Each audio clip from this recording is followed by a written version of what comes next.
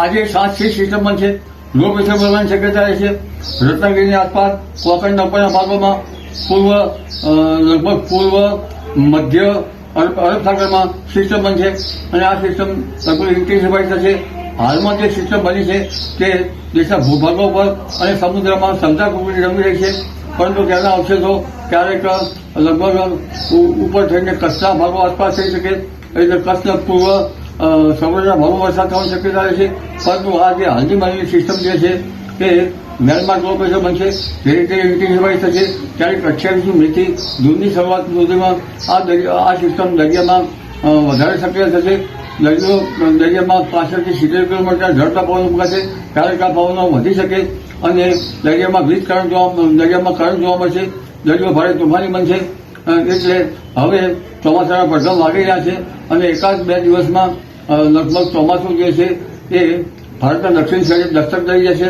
પરંતુ ત્યાંની નોંધ હવામાન ખાતું તેના જે અલગ અલગ પ્રકારના સ્ટેશનોમાં નોંધાતા વરસાદના ઉપરથી નક્કી કરી શકે.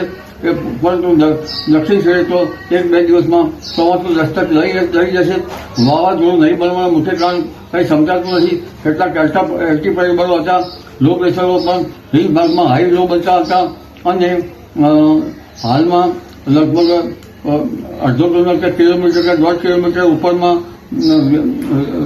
જે વિન્ડ અપર વિન્ડ સક્રિય છે અને લગભગ આ સિસ્ટમો ધીરે ધીરે સક્રિય બનશે અને 28મી મેની આજથી જૂનની શરૂઆત સુધીમાં ગુજરાતના ઘણા ભાગોમાં ગાજવીજ સાથે વરસાદ થવાની શક્યતા રહેશે.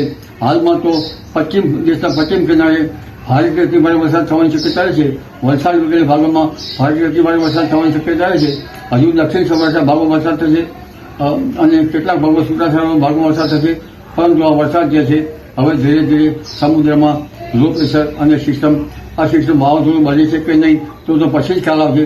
પણ દરિયામાં આ સિસ્ટમ સક્રિય થશે. જી, બાગાયતી પાકો માટે શું કહેશો? બાગાયતી પાકો માટે પવનની ગતિ વધારે છે. પવનની ગતિ આસ્તી જશે. હવે ધીરે ધીરે આંધીઓ પણ છે.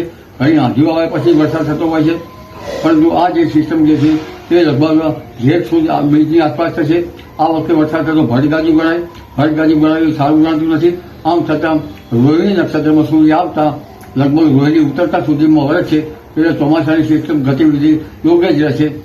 એટલે બાગાયતી પાકોમાં કેરી જેવો પાક હશે તો ઘડી જવાની શક્યતા રહેશે. હોર્ટિકલ્ચર પ્લાન્ટમાં તેની અસર થશે.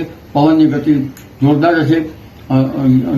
જેનાથી જનજનને કાળજી રાખવી ઈષ્ટ રહેશે. જી, નૈઋત્યનું ચોમાસું છે આજે કેરળની અંદર પ્રવેશ કરી ચૂક્યું છે, જેની સત્તાવાર રીતે ઇન્ડિયન મિટિયોલોજી ડિપાર્ટમેન્ટ દ્વારા જાહેરાત કરી દેવામાં આવી છે. નૈઋત્યનું ચોમાસું છે વિજયપતિ, વિશ્વનાથપુરમ, કન્યાકુમારી અને બીજા અન્ય વિસ્તારોને કવર કર્યા છે અને કેરળની અંદર આજે ધમાકેદાર નૈઋત્યના ચોમાસાની શરૂઆત થઈ ચૂકી છે.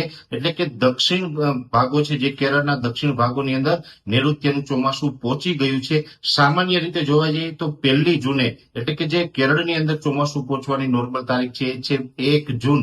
1 જૂને નૈઋત્યનું ચોમાસું કેરળ પહોંચતું હોય છે, પણ આ વર્ષે એટલે કે 2025ની અંદર સમય કરતા 8 દિવસ વહેલું એટલે 24 મે 2025ના રોજ નૈઋત્યનું ચોમાસું છે તે કેરળમાં પ્રવેશ કરી ચૂક્યું છે. સામાન્ય રીતે નૈઋત્યનું ચોમાસું જે કેરળમાં આવે એમાં અનેક ક્રાઇટેરિયા છે, જેની અંદર જે કેરળના તમામ સેન્ટરો છે જેમાં 14 સેન્ટર નક્કી કરવામાં આવેલા છે, જેમાં કન્યાકુમારી હોય, તિરુવનંતપુરમ છે, તિરુવલનેલી છે, કોચી છે, એર્ણાકુલમ છે, રામેશ્વરમ છે વગેરે. આ જે તમામ સેન્ટરો છે જે 14 સેન્ટરમાંથી 50% કરતા વધારે સેન્ટરોની અંદર સતત 2 દિવસ સુધી 2 મિલીમીટર કરતા વધારે વરસાદ પડવો જોઈએ. આ પહેલો ક્રાઇટેરિયો છે. બીજો ક્રાઇટેરિયો છે OLR એટલે કે outgoing long wave radiation. Outgoing long wave radiation છે એ પણ ડાઉન થવું જોઈએ અને એ સાથે જે કેરળનો દરિયાકાંઠો છે, કેરળના દરિયાકાંઠે સતત પશ્ચિમ દિશાના પવનો ફૂંકાવા જોઈએ અને પવનની ઝડપ છે 15 kT હોવી જોઈએ. 15 kT એટલે કે સામાન્ય રીતે જોવા જઈએ તો આપણે 22 થી લઈ અને 35 કિલોમીટર પ્રતિ કલાકની ઝડપ થતી હોય છે.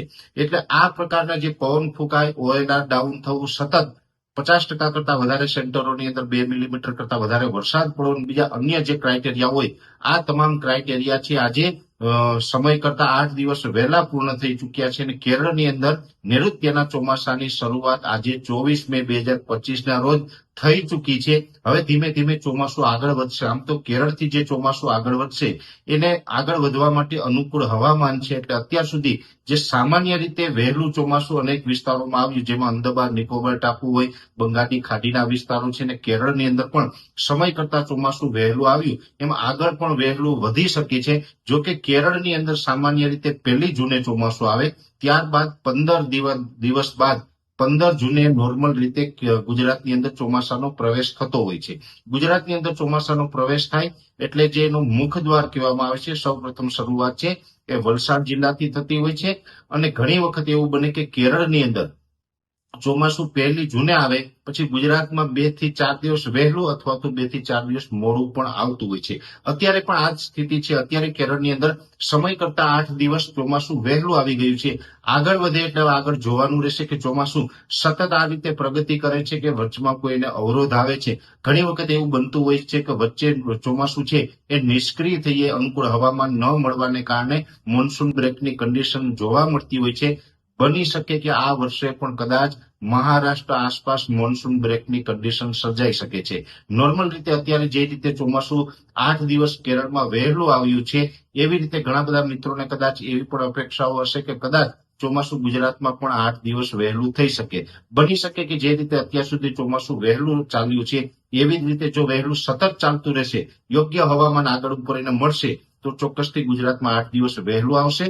પણ આ વર્ષે કદાચ એવું પણ બની શકે કે મહારાષ્ટ્ર સુધી ચોમાસું પહોંચી અને ત્યાં મોન્સૂન બ્રેકની કન્ડિશન સર્જાઈ શકે છે. આગળ શું થશે એ આપણે જોતા રહેશું. નૈઋત્યનું ચોમાસાને સતત અમે જે ટ્રેક કરી રહ્યા છે એની પડેપડની માહિતી છે અમે આપણા સુધી પહોંચાડતા રહેશું. અત્યારે ચોમાસાની શરૂઆત છે એ કેરળથી થઈ ચૂકી છે.